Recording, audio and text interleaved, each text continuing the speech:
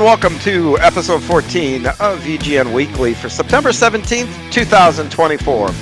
As always, we will recap this past week's Virtual Grip Network race broadcast and bring you in-depth interviews with your favorite drivers, league owners, commentators, and more. Please like and subscribe to the channel and ring that notification bell so you don't miss any of our broadcasts. And also, if you are a league owner and you have a broadcasting need, please look us up at thevirtualgrip.net for info on how to get in touch with us. Welcome again to the show. I am John Hine. I am here with the director, producer of all things VGN, Ryan Seneker, and thank you for tuning in. This week's guest is going to be Tre Blohm. We'll get to Tre in just a second, but first I want to give a quick update on my daughter. I've missed the last couple of episodes, and just to kind of give everybody a little bit of an update, she is home. Looks like things are finally trending in the right direction, so fingers crossed that we keep going in that direction. And thank you to all that have reached out to me over the last couple of weeks and expressed concern. Here in a second, like I said, Tre Blohm is going to be our guest, and he's got several starts, a relatively newcomer, but does have 137 BRL starts. We can't wait to talk to him. But first, we got to hand it off to one of the voices of the VGN network, Ricky Harden, who's going to recap all the action from this past week. Saturday night, the Bootleg Racing League brought their invitational series to Five Flags Speedway to close out the season. First up were the drivers of the ground-pounding Outlaw SK Modified Series for the 11th race of their 36th season. Todd Liston came into the night with a 9-point gap over Don Moore, who just needed to avoid major issues to bring home the championship. The boss man, Lowell Jewell, started from the pole, and he took control over Kingpin Joe Segala early in the race. The first 17 laps would be completed without incident, but on lap 18, a few cars got stacked up, and the end result was Scott Negus getting turned around by Tom Hilbert in the 61 car. On the restart, the black number 2 Hot Rod built over a 2-second lead for the next 40 laps. But on lap 67, John Hine and Bruce Pearson got tangled up in turns 1 and 2, resulting in the second yellow flag of the evening. Jewell maintained the lead on the ensuing restart, but Todd Liston and Steven Spies worked their way to the top 3 by the 3/4 mark of the race. It didn't take long for that 87 machine to make a move on the inside of the boss man, and he brought the double nickel with him on the inside of the track, relegating Jewell back to the 3rd position. Steven Spies made a few runs at Liston over the final few laps and finally peaked to the inside of Liston with 2 laps to go. The two engaged in a great battle over the last couple of laps, but Todd Liston would edge ahead of Spies at the line, grabbing his 3rd win of the season and the season 36 championship in style. Next up, it was the late model invitational series who would take the battle to Five Flags Speedway. This time, it was the Canadian Goose, John Wilson, who held a 9-point advantage in the standings over the newly crowned SK Modified champ, Todd Liston, coming into the final race of season 27. Joe Segala started from the pole and would clear to the lead early, but the caution flag would fly only 2 laps into the event when Adam Shane and Bruce Pearson made contact in turn 1, collecting our point leader, John Wilson. Shane's car would roll over in the incident, and both Shane and Wilson would lose a lap fixing up their cars. We wouldn't get a long green flag run before the yellow flag would fly again for the 32 of Tre Blohm spinning on the front straightaway. This caution allowed the wounded 75 machine of John Wilson to get back on the lead lap as he continued to fix damage. The late model stock cars proved to be a handful within another incident, slowing the pace on lap 24 when the 23 of Mike Holloway got turned sideways by the 93 of Chris Hazlett. While our point leader would continue to repair his car under each caution, Todd Liston looked to grab the lead on the next restart, and he was in position to overtake Wilson in the final standings. Lap 67 would see the yellow flag fly again when the double deuce of Bruce Pearson went for a spin cycle while racing with Steven Spies. A couple more incidents would slow the field over the remaining 25 laps of the event as Todd Liston continued to set the pace out front. But the most notable incident occurred on lap 96 when a track blocking incident happened on the front stretch and John Wilson miraculously emerged out the other side of the incident and far enough up the running order to maintain his championship lead. The field set up for a green-white checkered finish, and Todd Liston would emerge victorious. But John Wilson crossed the line in the 7th position, enough to secure the Late Model Invitational Series Season 27 championship.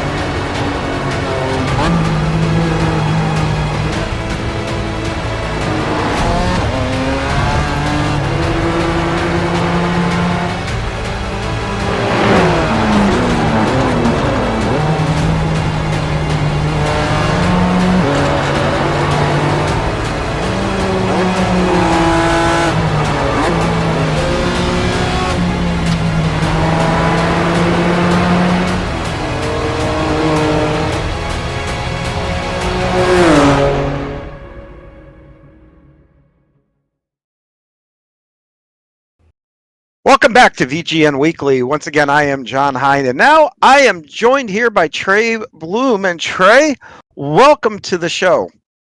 Thanks for having me. Excited to be here.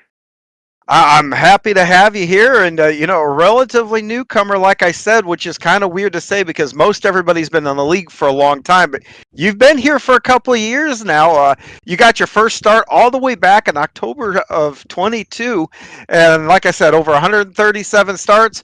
We've got some dispute about 3 wins. We'll have to. We're going to have to pistol whip the statistician here a little bit and get that ironed out. But 84 top 10s, and it says your first win did come at Lanier in the Legends car. So tell me something, Tre.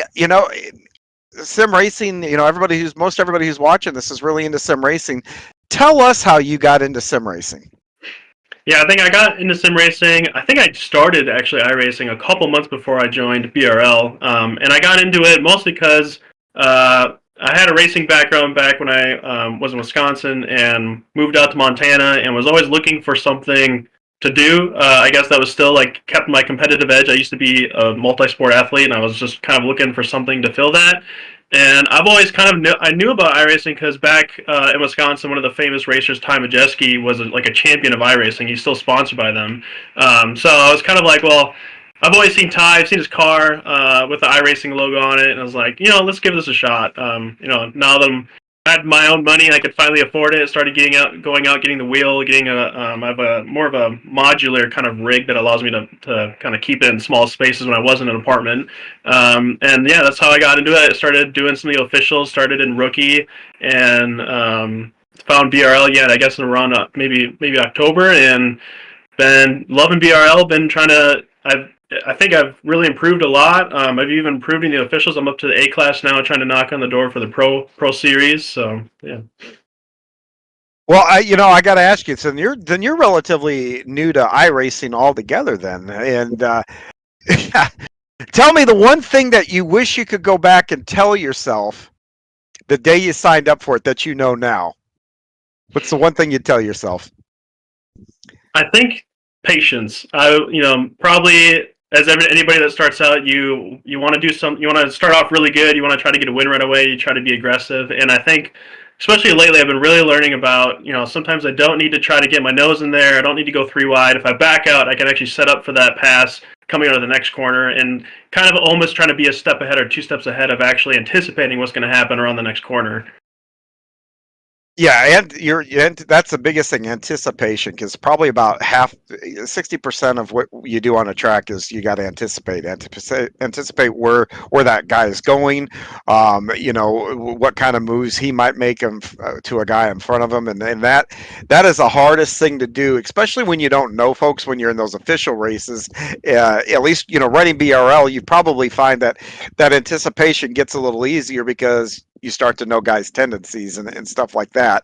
But when you first started, are you running all the same equipment than when you first started? Yeah, the only thing I've upgraded is my pedals. I had the G920 like wheel Oh, shifter that's a and good wheel. pedal set. Yeah, and then I upgraded the pedals to the Thrustmaster, the load cell ones. And then I've been kind of looking at going to a direct drive wheel, so I'm trying to save up some money for that. You probably should start eating your Wheaties now. I went from the old days of the G27 to a direct drive, and the force feedback and whatnot, whether you hit something or just try to muscle a car through the corner, it's eye opening. Have you ever been able to like go over to our friends or anybody ever tried a direct drive? No, I haven't tried it at all. Yeah, you're in for an eye opening experience when you jump into one of those. Well, you mentioned Ty Majeski, Wisconsin native, and tell me exactly, where and how your love of just racing then, began. Was there a local track you went to or anything like that?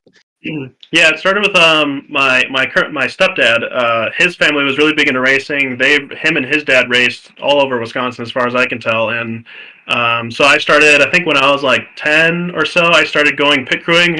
His cousin raced a street stock at Wisconsin International Raceway. So I spent a lot of time in the pits down there with the street stock. We eventually moved up to a super late model, and I just pit crewed for as long as I could. About till high school, then I had football, and so I wasn't able to make it as often during that. But yeah, so was really big in that. My stepdad still does. He still contributes to racing, so I kind of follow that way. He actually makes a lot of models, like really really well detailed models. I actually think he's made some for Ty in the past, where Ty can then give them to sponsors. Yeah. Wow. Well, you talk about the tracks there and Wisconsin International, and I'm sure then you've been to Slinger and probably the Dell's Raceway and handful of those. Do you have a favorite track that you like to going to? I really did. I do like Wisconsin International Race. It's a pretty unique track. It's a half mile with a kind of dog leg on the front stretch. It also has a quarter mile on the inside with figure eight on the inside. There's just a lot going on at that place. They also have a drag strip on the back. So it's a really cool Wow. track. It just really needs some work. A lot of guys have complained over the years it needs more paving. Slinger's really fun, and then actually I always enjoyed going to, I think it was Golden Sands in Plover, Wisconsin. It's kind of a smaller known track. That was a fun one. And then every other Saturday night, sometimes we would just go up to Shawano for the dirt track, is world's fastest half mile dirt track, and that is always a fun show. Yeah, you also had oh gosh, Beaver Dam. I think was probably in that neck of the woods, and a few other dirt tracks too. So I know where the dirt tracks are up there. Most of them. I know a handful of the asphalt ones there.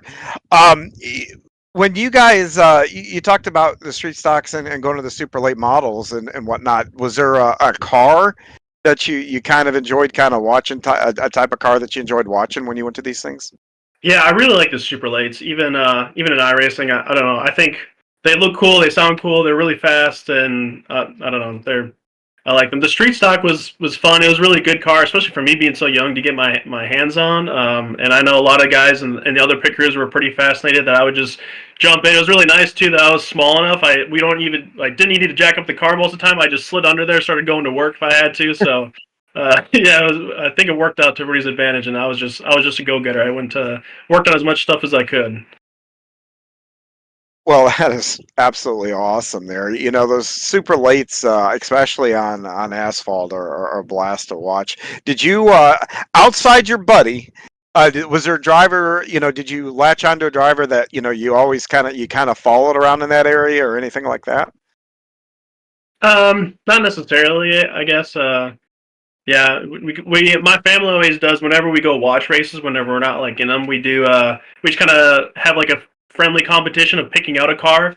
Yeah. Just so all of us will pick out a number. Is kind of one to root for during the race. So I don't know if I've ever been super attached. For a professional driver, I've always been into Junior, Dale Junior. He was always one of my people I looked up to for racing. That's awesome.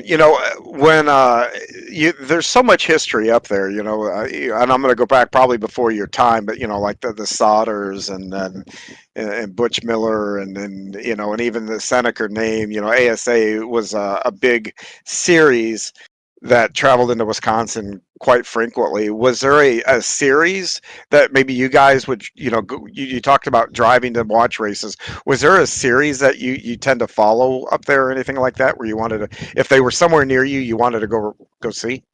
Yeah, we did.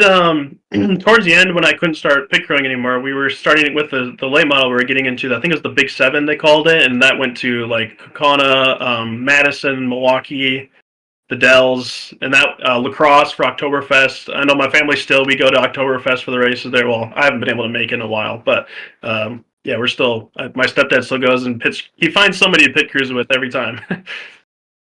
Well, I've got a pretty extensive dirt track and just racetrack in general,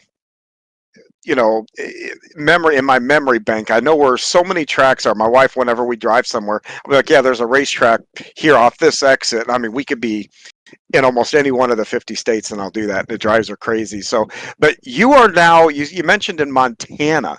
hmm Um, do you have an outlet to go watch racing? Because I think there's probably like, what, two tracks in the state of Montana? Yeah. There's one Mission Valley Super Oval up in Polson. It's a really cool track too. It's pretty unique, and it's also just a beautiful setting. Like the track is kind of set in the valley a little bit, and you've got the Mission Mountain Range just in the background. So Oh, it always makes wow. for a really picturesque track to go to. And as far as I understand, the track was kind of starting to decline a little bit, but then a family took it over a couple of years ago, and they've been great champions of trying to bring this track back. There's actually also a guy, or I guess like a motorsports group from the Northwest here that they've been I think they started just fabricating chassis, and then they started getting into building full cars, and people could basically rent out a car for them to race up at Mission Valley. And now they partner with the Northwest Late Model Series, I think it's called, and they have a big five race up there. And then the biggest thing is the Montana 200. That's their biggest event is the 200 race. What kind of cars are in that one there? Late models, I think they do street stock, but it's mostly the super lates for the 200, and then street stocks. They have some like hobby four-cylinder classes, and some legends. The legends are pretty big out here. Well, that is really, really cool. A cool story of how you kind of came into racing and all that. Well, being in Montana, that also will actually give you an opportunity to, I think, probably get some pretty cool hobbies. So, outside of, or if you're not racing in BRL or watching racing or something like that on TV, what are some of the things that you like to do up there? Well, yeah, being in Montana is outdoors everywhere. So one of my favorite things to do is skiing. Winter is my favorite season, and I've got probably 4 or 5 ski places to go within a couple-hour drive. I mean, everything out here is a couple-hour drive, so that's fine. But yeah, so really big into skiing. I've been trying to go as fast as I can skiing too, because I take that with me. Trying to hit, I think 50 miles an hour, 50 or 60 mile an hour downhill. I've hit 49, so I'm trying to get it as fast as I You, can. you, my friend, are nuts. Yeah, I have another buddy. He's a native Montana native, so he's skied his whole life, and I try to keep up with him. But he can pretty much go up to the top, find a black diamond, and just go down the whole time without stopping. And I just try to follow his like rooster tail of snow as much as I can. And then yeah, outside of that, fly fishing is super big out here. Hunting, I'm trying to get into hunting for my first time in Montana this fall, and that's trying to learn how to do that. It's just very different from Wisconsin. Wisconsin's more private lands. You have to Yeah. go somewhere. You have a stand. Out here, you're hiking the whole way. You got to learn. Yeah, it's just like a whole different kind of style of hunting I have to learn for out here. Yeah, I could imagine. So let's go back to skiing just for a minute here. You talk about trying to go down a hill as fast as you can, which to mere mortals like me sounds insane. Do you ever do any of the? I know, like in the Olympics and that, and I like the slalom and stuff like that. You ever try that stuff? I guess sort of I can do that pretty well, and actually I've been learning that's one of the biggest things I've learned is kind of that like slalom movement is super helpful on really steep pitches like that because you use your poles actually to like kind of plant and turn, and getting that is what kind of keeps you from going slow. Otherwise, you will just kind of spiral out of control, and that's not good on a really steep mountain like that. So yeah, I can do that pretty good. I've kind of racing skis actually. They're more made when it's like a really icy kind of terrain, and then if it is like an icy terrain, which most people here don't like, they kind of call that like East Coast skiing. But for me, I like that because then I got really sharp edges. I can just rip down and I can carve as much as I want. And trying to get into some backcountry skiing at some point. I need to get my avalanche training for that, but that would be something. I've got a mountain kind of right outside where I live here that people drive up to it as far as their snow tires will take them and their chains, and then you just get out and hike up the mountain, and you put on really big fat powder skis and you just ski down it. I have to go back. You said avalanche training. What Yeah. on earth does that? I mean, tell me about that. What exactly is that? I don't know everything they do because obviously I haven't taken it yet, but I do know one of the biggest things is identifying if the snowpack is one that will collapse suddenly or not. And I've kind of seen some videos on that where you can kind of take like a one by one like section of snow with your shovel, and you kind of just do like a pat test on it, and you want to see if that snow will just suddenly drop. And if it does, that means that that snow on the mountain is going to be in avalanche conditions. You can't go on it because it'll just suddenly drop if there's any kind of disturbance in the snow. Oh, okay. I was thinking it was something like how to survive or something like that. Yeah, I'm sure there's some survival stuff too, but I think the biggest thing that I would assume from the class is they would probably teach you first to not be in a situation that you need to survive. You should identify the snow first and make sure it's not going to just fall off.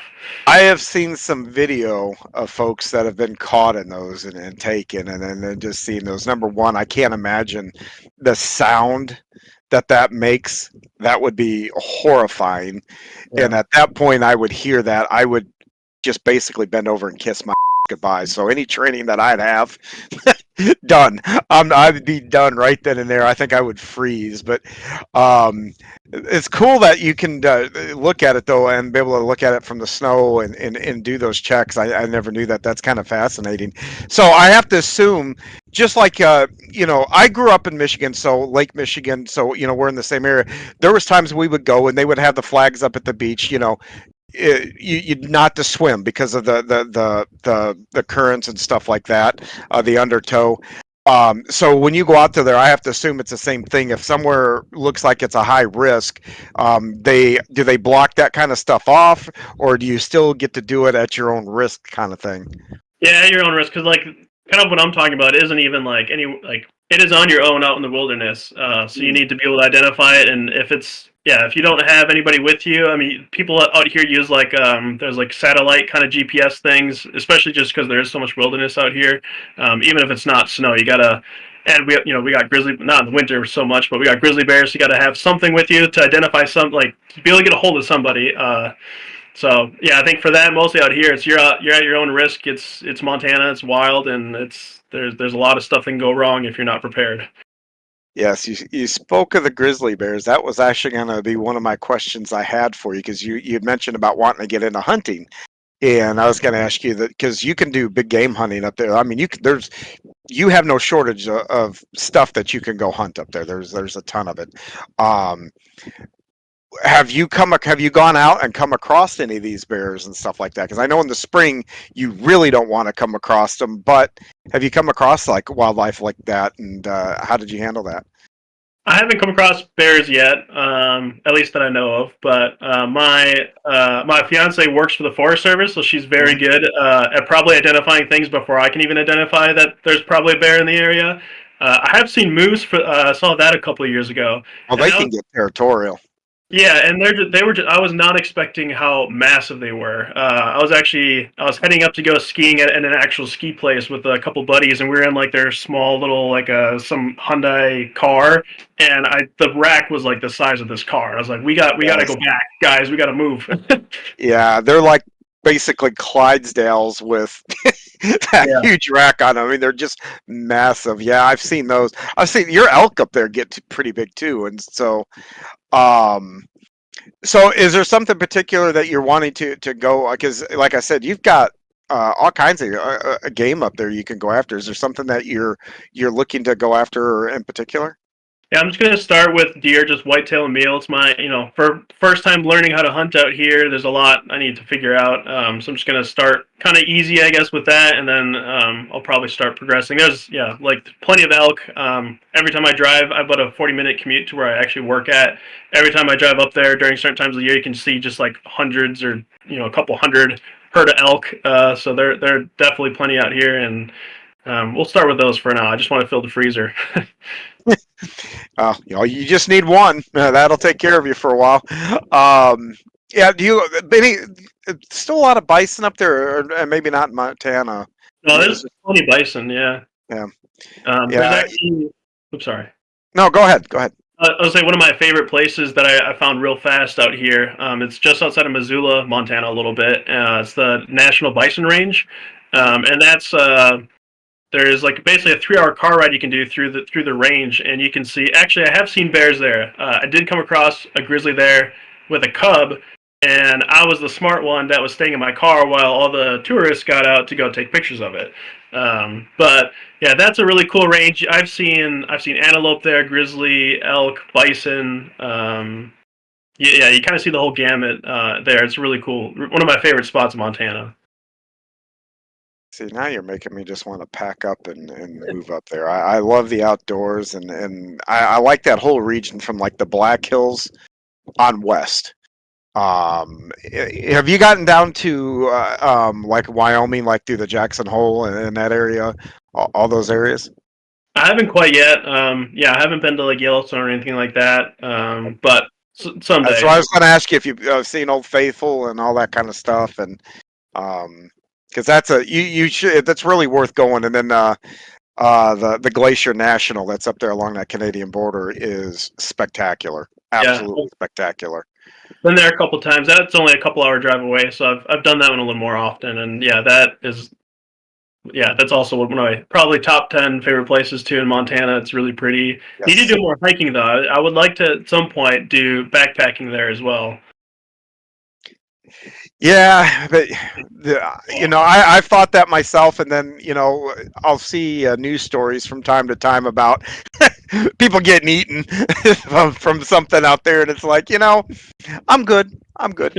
But boy, I can't imagine being out there in the sky and everything else and camp. That's, I mean, got to be just unbelievable. I've never camped up there, but I've been around up there. And for anybody that's looking for a family vacation, and Trey will back me up here, I recommend packing the family up and going out there at least once. It's really something to see out there. Yeah. Just make Um, sure you're not afraid of heights. I learned that the hard way. yeah, some of Yep. those roads. Yep, yep. Um, well, let's kind of shift gears here a little bit. You talked about being from Wisconsin. Now you're in Montana. Does that have something to do with your career? And can you tell me a little bit about your schooling and kind of what it is that you do?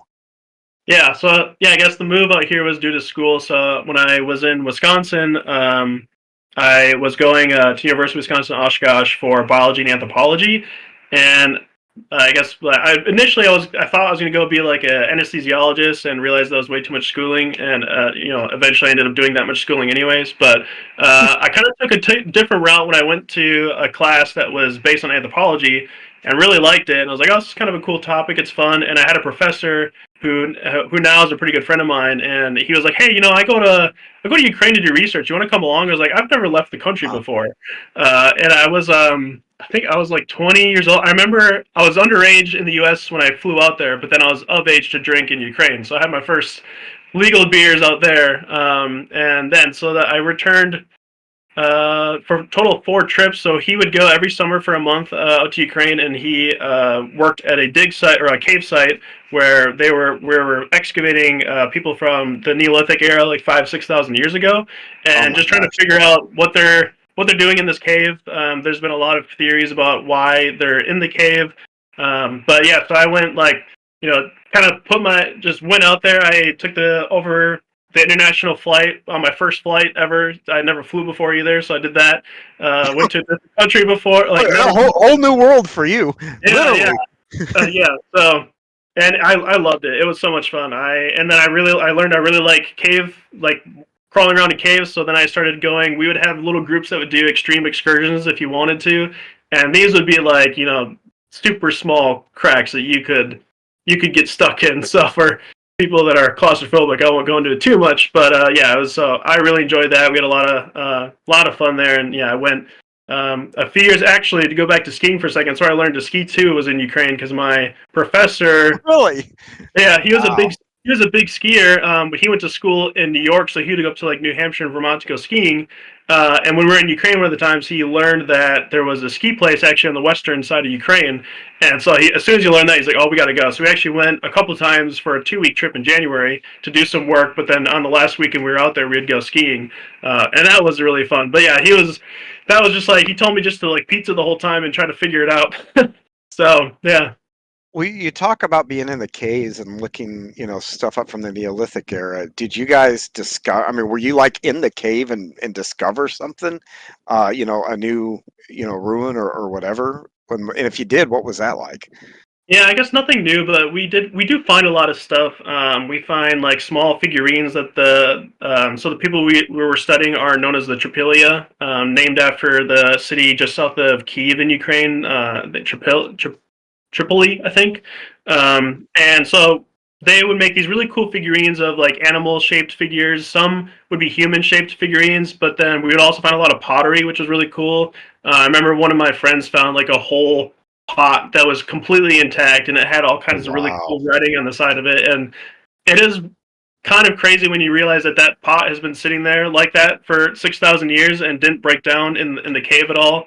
Um, and yeah, so I don't know if we found anything like groundbreaking, but then I guess to go back to what I was trying to do there is eventually I realized that I could kind of combine what I liked from biology with anthropology as well, and I really got into a field of ancient DNA. So my biology background is more of the molecular kind of DNA side of things, and I realized I could combine that with anthropology because they just started being able to get DNA from really old humans. And so then I was interested in trying to find tuberculosis because there was some bones that I saw that were like they were the indicators of tuberculosis, but then the best way to do it was to confirm it from a molecular standpoint. So I was working on that through my undergrad, and that was good enough to get me into grad school. So I came out. That's when I moved to Montana. Moved out to Montana, go to University of Montana for my master's and my PhD in anthropology, and did a lot of work in a lot of different areas with that. So, if my kids need help with their homework, I call you, right? I, All these things. I mean, oh my gosh. I mean, that is so impressive. It really, really is. Number one, I can't imagine how long you had to go to school for this. But two, um, like you said, some of the stuff you pick up something that 6,000 years passed. Since the last person held something. I mean, I can't fathom what that would be like. That is really, really cool. What has been the favorite thing that you have found? I shouldn't say your favorite, but the most interesting. Let me say it that way. What is the most interesting thing that you found and that you studied? yeah, I guess probably the coolest thing I found was also a kind of a good story is that there was one of the times in the cave. It was actually one of the areas I could stand up in, and we were trying to dig through this wall. And at that point, we were kind of just down to like pickaxes trying to get it because the wall it was like in kind of the bedrock of the cave, so we were just trying to chip away at it. And I was sitting there just swinging, and I was about to swing, and I looked, and I just saw like this slightly like concave thing in the wall, and I was like, that seems odd. So then I got down and actually started like doing the finer kind of excavation of it, and it turned out to be like a full like skull. And this was one that we actually used some DNA on. I didn't do it personally. One of my colleagues did it, but that was one of the ones that we were able to get some really good DNA on. Because the hardest part with ancient DNA is that you need to have really good preservation to be able to get DNA like that to work. And being a whole skull like that, it was we don't have many of them from the site, so that was a fun find. Yeah, now I don't even know what other questions to ask because it's like I just let you talk because, well, I mean, it's such an interesting field to me. I'm kind of a history buff, so you're talking kind of history, but it's way deeper than just an event that happened at this place and time. Um, yeah, that is just so cool. I am just now I'm gonna watch this, when it comes out, and you're going to have me Googling things now, which you just said in this conversation. So, um, can't wait to do that. So, well, how long, I've got to ask, how long did you actually end up going to school for this? Um, 17 years, I think, pretty much most of my life. Like I didn't take a break. I basically went from kindergarten to PhD. So I accomplished my goal. I wanted my PhD before 30. I just turned 29 a couple of weeks ago, so I got that done. And yeah, and then I guess for work, I kind of combined that. In grad school, I needed I needed money, needed to pay for schooling, and I found this lab in Missoula, Montana, and I was like, well, I'll reach out to them. And I reached out and was able to kind of, since I still had that molecular background, I could pretty easily combine it with biotech too.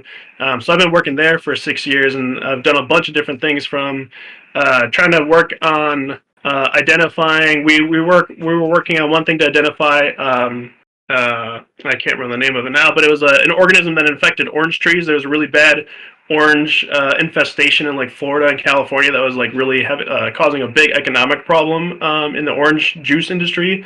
So we did that for a little bit, and then we had some other projects going on, and then COVID came, so I helped out with 2 years. We switched our lab completely around to do clinical testing. So we did clinical testing for a couple of years for the COVID pandemic, and then I actually helped out the state too for about a year doing sequencing to basically track the strain in Montana for about a year. And then now we finally switched back to, about a year ago, we switched back to full R&D mode, where we're trying to come up with something that investors will give us to keep going.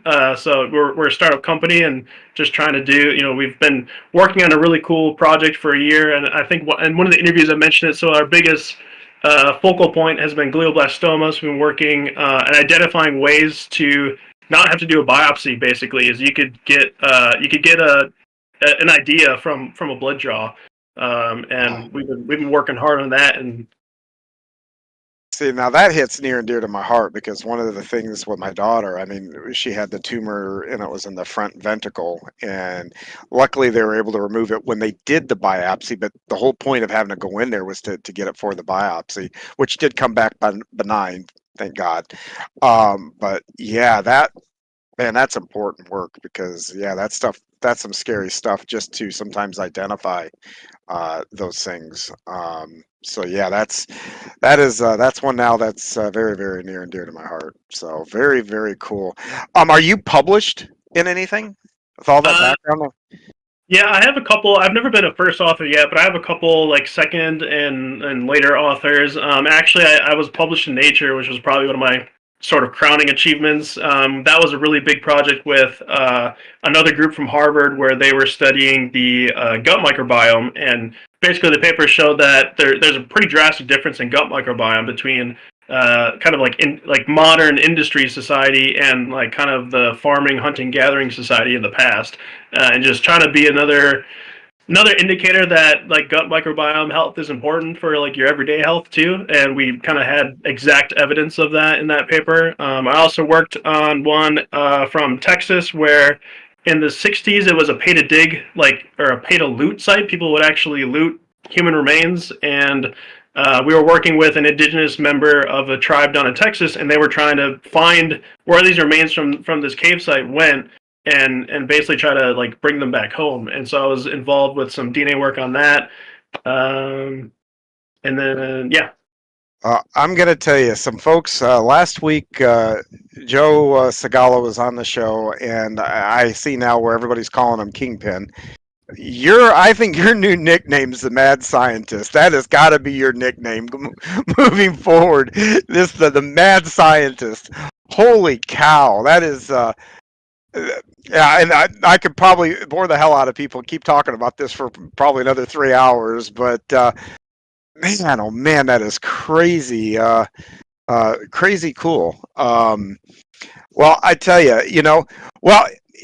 we'll go ahead and kind of stop it there because we can always talk about this further because we'll definitely have you back. But there's one thing we've talked about you being in Montana quite a bit here now, and there's a horrible rumor. And I'd like you to set the record and inform everybody.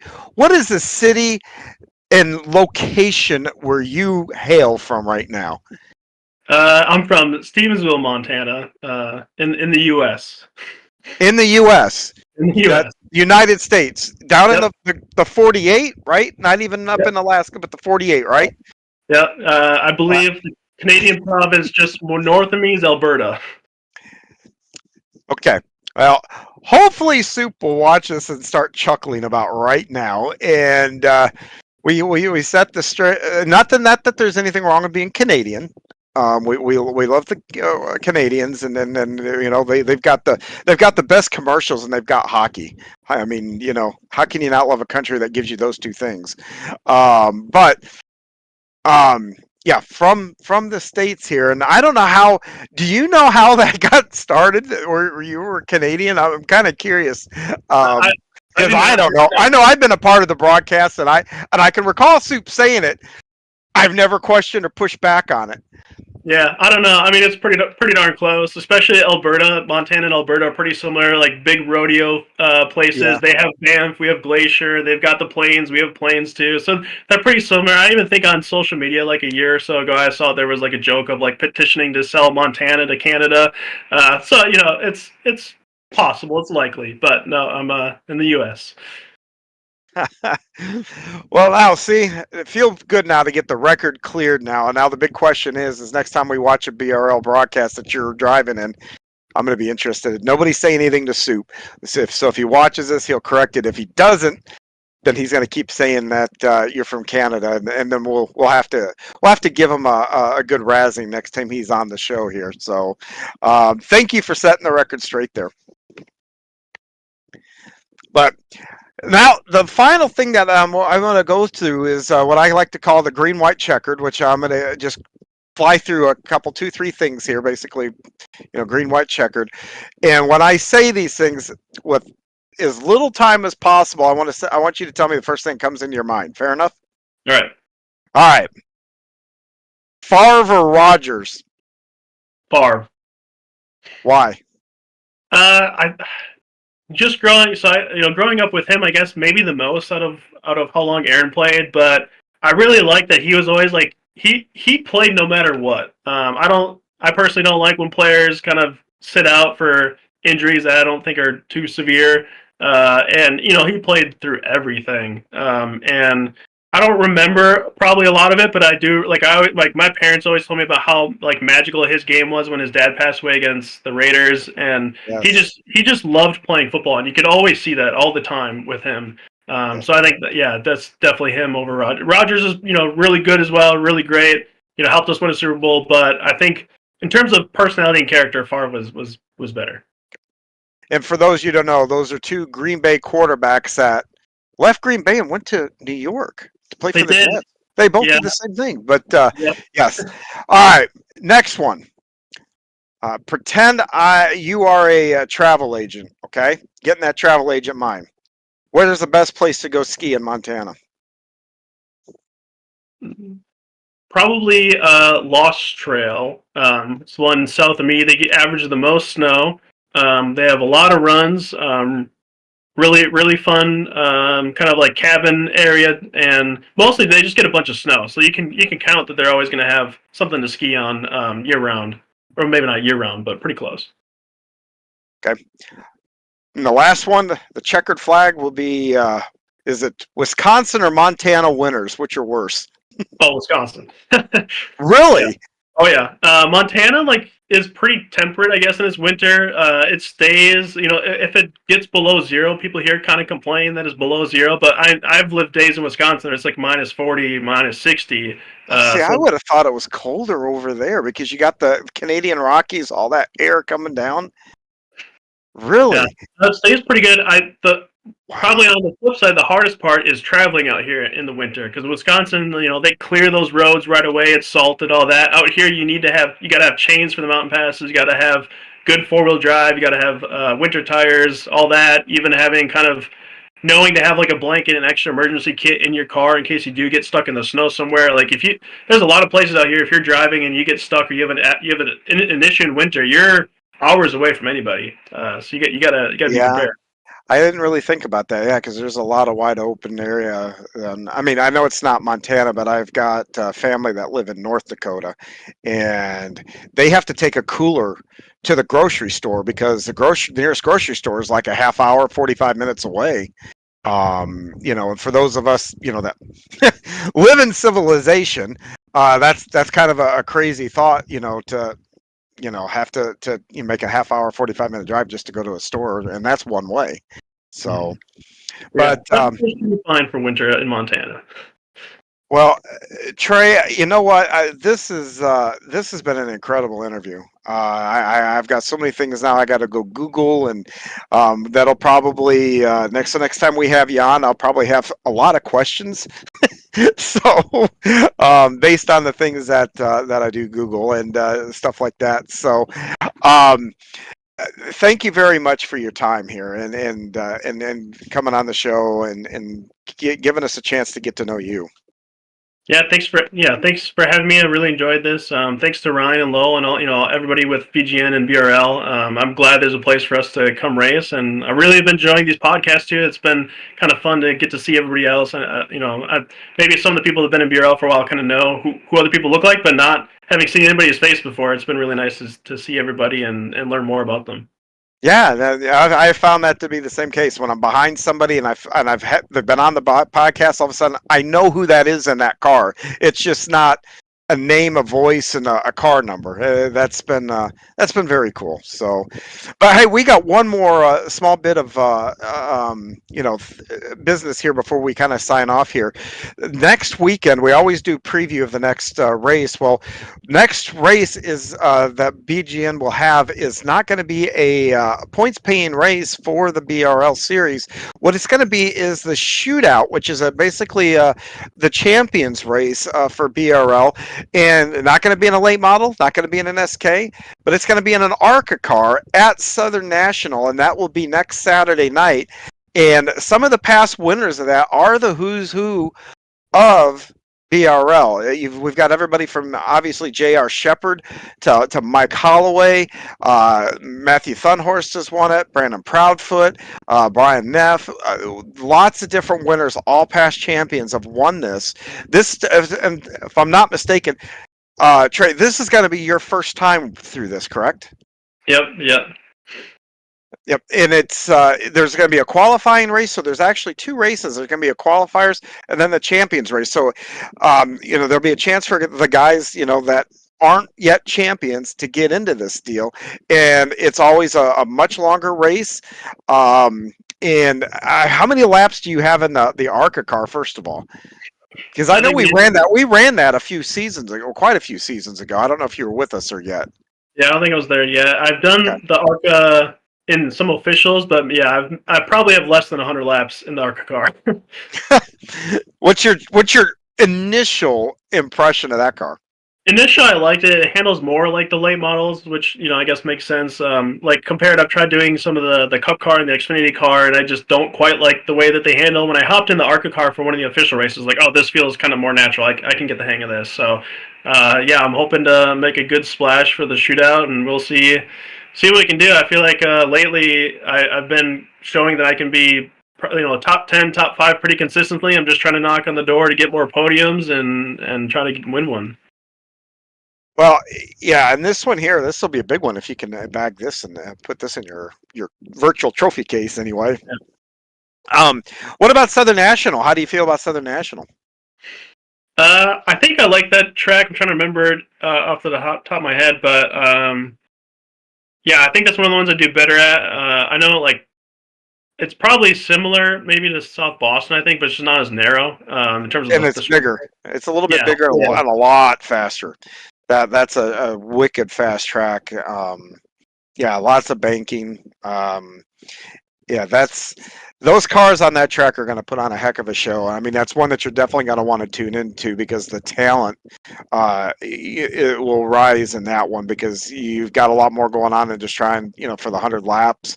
It being a longer race, everything else. So how you approach that race is completely different. And like I said, that track is a extremely fast track where you're carrying a lot of speed through the center of those corners, and if you scrub that speed, it kills you on the front and back stretch. So but in the same token, all that speed usually equals tire wear. Mm-hmm. And so somehow that's going to be the challenge, I think, for a lot of guys is keeping tires under you and going fast. um, and there's a lot of rub with that. It's a lot easier said than done. So I bet you there'll be a lot of BRL guys practicing this week leading up to that, I am sure. So, but yeah, you could tune in to that. I do believe it's going to be next Saturday night. It'll be a Southern National 7:40 Eastern time will be the first one, and then for the qualifier, then the shootout will be at 9:10 p.m. Eastern next Saturday, September 21st. Then the following week, we'll get back to it. We'll be back to the normal BRL program. The whole season will kick off right there from the North Wilkesboro Speedway.